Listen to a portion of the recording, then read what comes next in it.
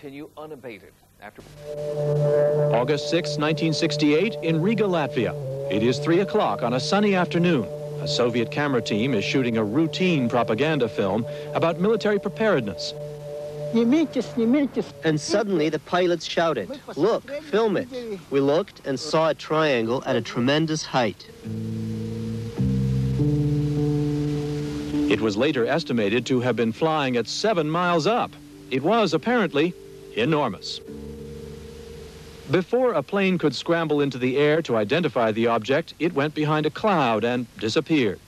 I understood after the report to the government that they really took it seriously. I say seriously because the film was taken away. It was declared completely secret. The film was immediately locked up in KGB vaults and never seen by the public. That is, until we got a hold of it.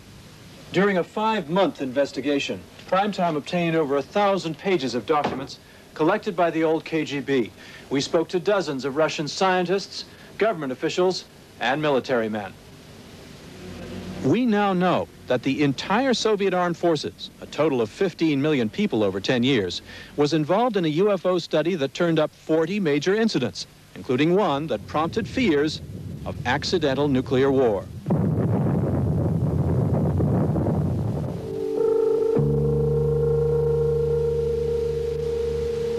As a result of the study, hundreds of UFOs were recorded, and some were photographed.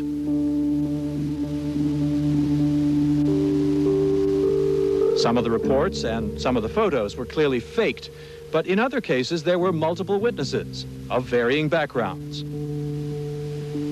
For more than 30 years, the Soviet approach to UFOs was colored by Cold War paranoia. At first, we believed UFOs were something made by the Americans. But when we got reports that the Americans suspected us of the same thing, then we realized it was some unexplained phenomenon. An unexplained phenomenon seen as a possible threat to the Soviet Union. September 20th, 1977, Petrozavodsk. Hundreds of people in the region report seeing a UFO shaped like a giant jellyfish. One artist painted what he saw.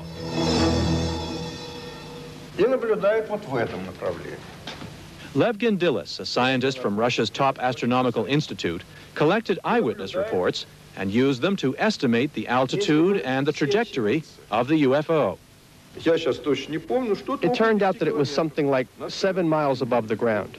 It could not be a satellite, polar lights, an aircraft, or a meteorite. I don't know what it could have been. The military could not explain Petrozavodsk. That worried the leaders of the Soviet Union. What were these UFOs?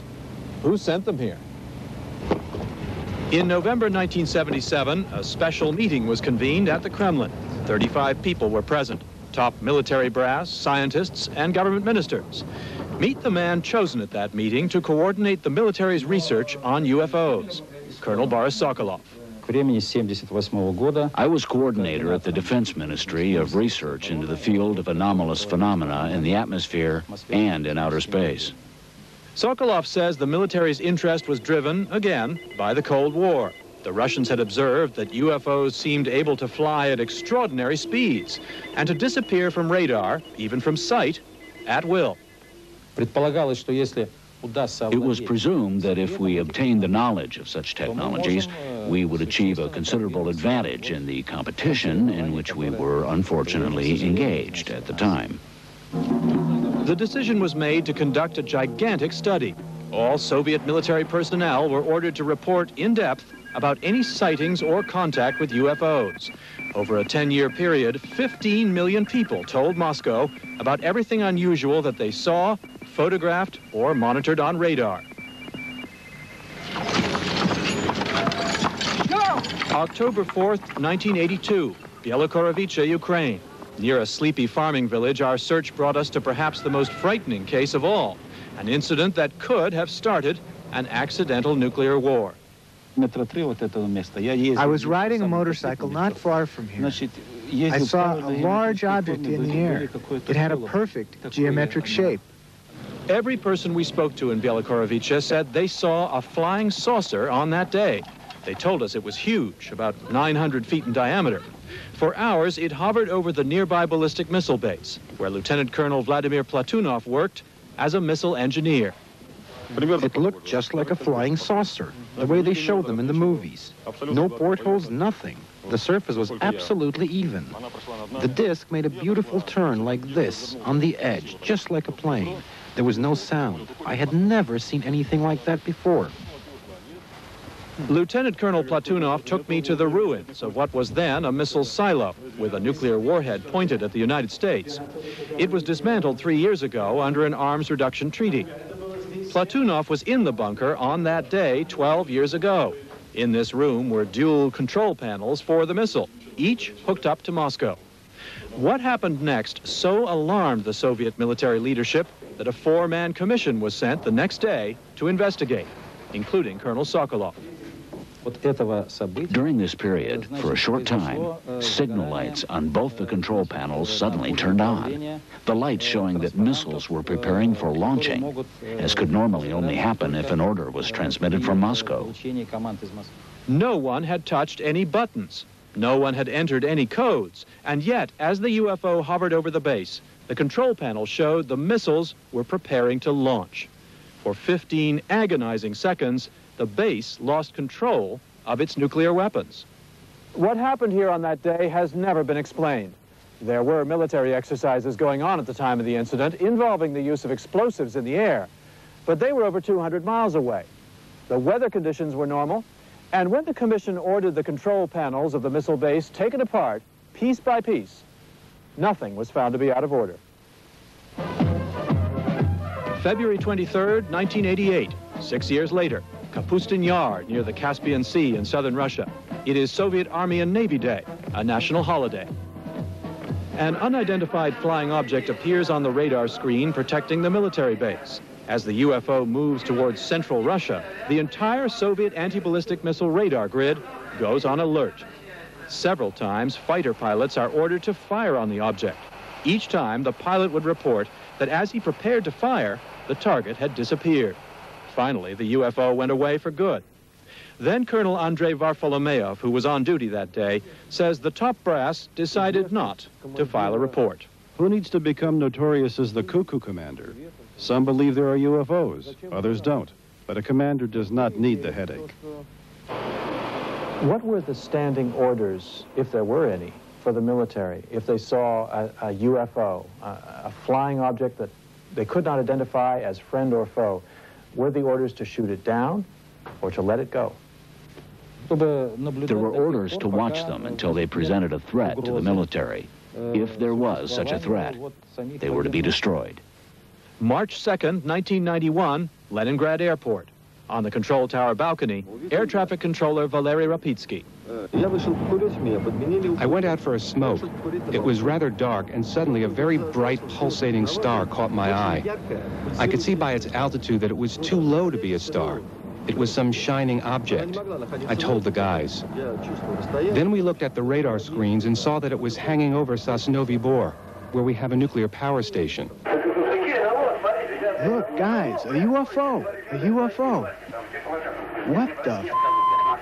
These are the actual tapes made on that day. They've never been broadcast before. Listen to their voices. You can hear the excitement of the controllers about what they're seeing. Is it single, or are there a few of them?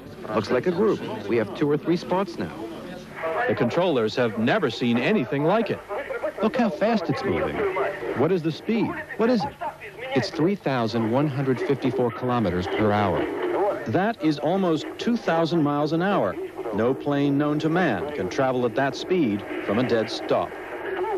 40 miles away at the Sosnovy Bor nuclear power plant, workers run outside to gaze at what is hovering above them. What did you think when you saw it? That it was very beautiful. Top Russian scientists who have looked into UFOs tend to be skeptics. I showed astrophysicist Yuli Platov the film in Riga of the Silver Triangle. This one is a research balloon, a triangle-shaped French balloon. Безусловно. No doubt, absolutely. This is a balloon that can go to 18 miles up. The sides of the triangle are 150 feet each. The French government confirms such research balloons were in production by 1968, but we checked, and the only two said to have been launched in the region went up the month after the Riga UFO was seen. Throughout the Cold War, experts say over 95% of all UFO sightings in Russia can readily be explained as man-made, some of their own top-secret space and weapons research programs. Officially, for many years, this launching pad at Plesetsk didn't exist. And remember the 1977 Petrozavodsk UFO? Some experts believe it was really just a cloud of missile exhaust from a secret launch. Even skeptics, though, admit that some phenomena defy explanation. And every year, hundreds spend their summers camped out near places where UFOs have allegedly been seen, trying to photograph and otherwise monitor their activities. Millions in this country believe in the power of faith healers, signs of the zodiac, ghosts. During 3 years of living in Moscow, I've learned that people here are more willing than Americans to suspend disbelief. Scientific proof isn't everything. There is a mystical side to the Russian soul. Many people tell me they are convinced not only that life exists elsewhere in this universe, but that our Earth is being visited. They are eager to make contact. At the end of all this work, are you a skeptic, or do you believe that there are flying objects from some other place that come here? When I started working on this in 1978, I was a 100% skeptic. Now I'm 90%.